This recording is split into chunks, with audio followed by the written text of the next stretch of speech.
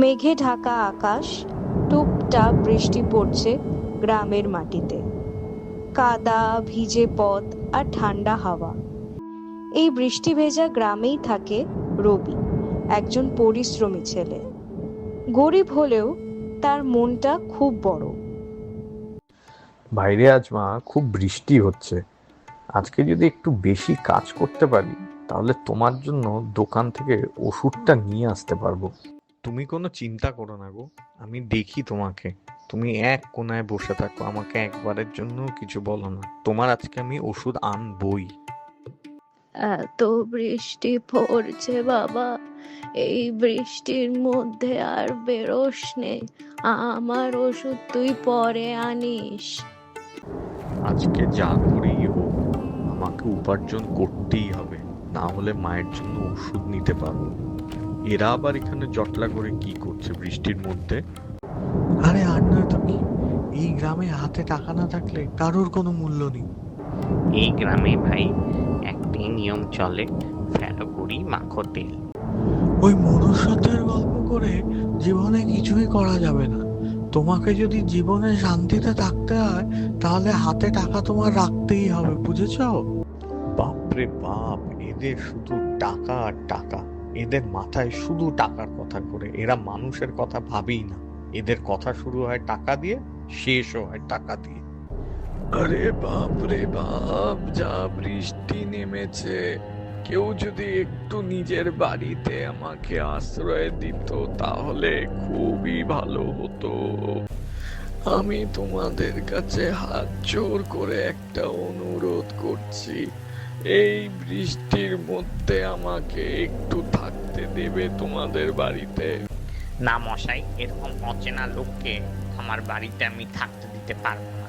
আমি এখানে আমার স্ত্রীকে নিয়ে থাকি, অত সহজ নয়। আমার বাড়িতে আপনার আশ্রয় আমি দিতে পারবো না। আপনাকে চিনি না, জানি না। এই বৃষ্টির দিনে কোথা থেকে উড়ে এসে জুড়ে বসেছেন। এখানে থাকতে হলে টাকা দিয়ে থাকতে হবে। এ তো মহা সমস্যায় পড়লাম, এবার কোথায় যাব, কোথায় আশ্রয় নেব কে জানে। এ কি, আপনি এই বৃষ্টির মধ্যে বিনা ছাতাতে কোথায় যাচ্ছেন? আপনার তো বৃষ্টিতে ভিজে শরীর খারাপ হয়ে যাবে, আপনার তো সমস্যা হয়ে যাবে এই বয়সে। আপনি আমার ছাতাটা নিন। সেই বৃদ্ধকে রবি ছাতা দিয়ে বাড়ি চলে এসেছে। মা, পারলে আমাকে ক্ষমা করো। আমি বেরিয়ে তো ছিলাম কাজের সন্ধানে, কিন্তু দেখি এক বৃদ্ধ বৃষ্টিতে অঝরে ভিজে যাচ্ছে, তাই আমি আমার ছাতাটা ওনাকে দিয়ে ফেরত চলে এসেছি। তুই খুব ভালো কাজ করেছিস রে বাবা। বিপদের দিনে মানুষকে উপকার করাটাই সব থেকে বেশি প্রয়োজন। সবই তো বুঝলাম মা, কিন্তু তোমার ওষুধটা তো এখনো আনতে পারলাম না। কিছুই আর ভালো লাগছে না গো। আমি একটা কাজ করি, একটু বাইরেটাতে গিয়ে বসি, যদি মন ভালো হয়। কি যে করি, কিছুতেই কিছু মাথায় আর ঢুকছে না আমার।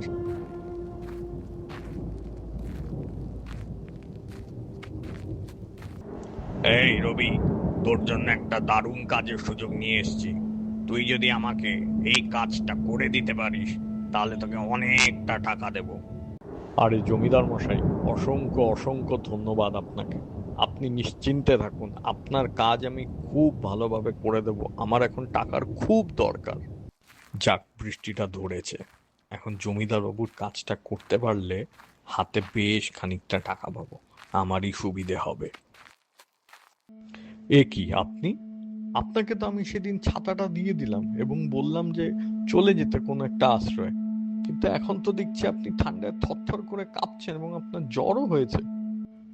আর বলো না গো বাবা, ওদিন তুমি যখন ছাতাটা দিয়ে গেলে ঝড়ে উড়ে গেল সেটা। তারপর অনেক বাড়িতে গিয়ে গিয়ে আশ্রয় চেয়েছি, কেউ আশ্রয় দেয়নি আমায়। জমিদার বাবুর কাজটা না করলে টাকাটাও আসবে না, আবার ইনাকে এই অবস্থায় ফেলে যাওয়াটাও ঠিক হবে না। একটা কাজ করি, ইনাকে আমার সাথে বাড়িতে নিয়ে যাই। সেদিন বৃষ্টিতে ভিজে গায়ে এখন কাঁপুনি দিয়ে জ্বর হচ্ছে। তুমি যদি কোনো একটা উপায় বের করে দাও তাহলে হয়তো প্রাণে বেঁচে যাই আমি। আপনাকে কোনো চিন্তা করতে হবে না। আপনি এখন আমার সাথে আমার বাড়িতে চলুন, সেখানে আপনার সেবা যত্ন আমি করব, আপনার শরীরও ঠিক হয়ে যাবে।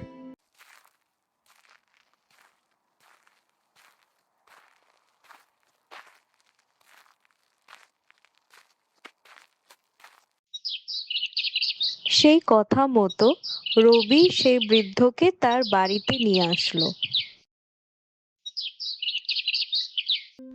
আজকে মা আর আমি জমিদার বাবুর কাজে যাইনি। আমি কয়েকদিন আগে ইনাকেই ছাতাটা দিয়ে এসেছিলাম। আজকে আবার দেখা হয়ে গেল, ওনার শরীরের অবস্থা দেখে ভাবলাম বাড়িতেই নিয়ে আসি। ইনি তো জ্বরে থরথর করে কাঁপছে। খুব ভালো করেছিস বাবা এনাকে এখানে এনে। ওই দেখ রবি, জমিদার মশাই এদিকেই আসছেন। দেখে মনে হচ্ছে যে খুব রেগে।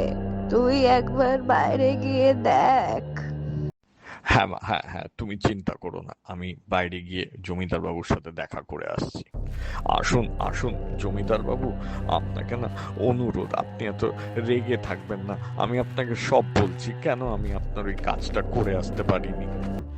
এই রবি, তোর তো সাহস কম নয়। তোকে আমি একটা কাজ করতে দিলাম, তুই সেই কাজটা না করে বাড়িতে চলে এলি। আজকে তো বৃষ্টিও নেই, কেন করিসনি কাজটা? জমিদার বাবু, বিশ্বাস করুন, আমি কাজের জন্য বেরিয়েছিলাম, কিন্তু রাস্তায় আমার এক বৃদ্ধের সাথে দেখা হলো। তিনি খুবই অসুবিধায় ছিলেন, তাই তাকে বাড়িতে নিয়ে এসেছি। আপনি একবার ঘরে আসুন। এই দেখুন জমিদার বাবু, আমি ইনার কথাই বলছিলাম। এবার আপনার বিশ্বাস হলো তো? এ কি বাবা, তুমি এখানে কি করছো? তোমাকে বিগত 2 দিন ধরে খুঁজছি, চিন্তায় চিন্তায় আধমরা হয়ে গেছিলাম। হ্যাঁ জমিদার বাবু, এ আপনি কি কথা বলছেন? ইনি আপনার বাবা হন? আর নয় তো কি, আমি আমার বাবার 2 দিন ধরে খোঁজ পাচ্ছিলাম না। আমি তো চিন্তায় দিশেহারা হয়ে গেছিলাম।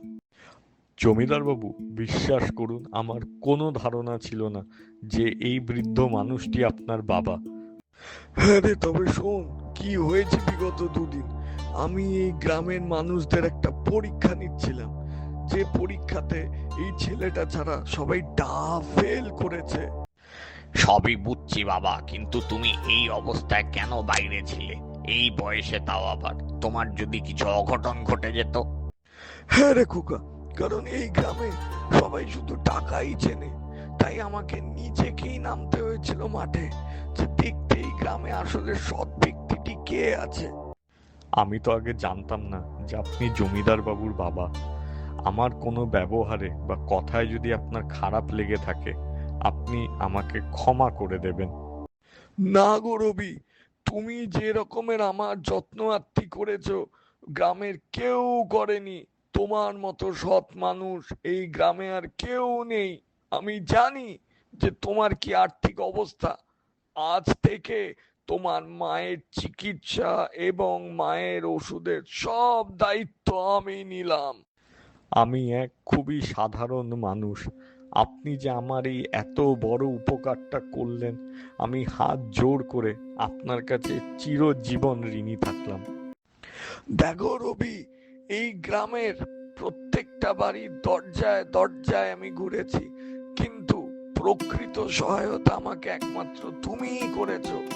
এটাকে তুমি নিজের সততার একটা ছোট্ট পুরস্কার হিসেবে মনে করো।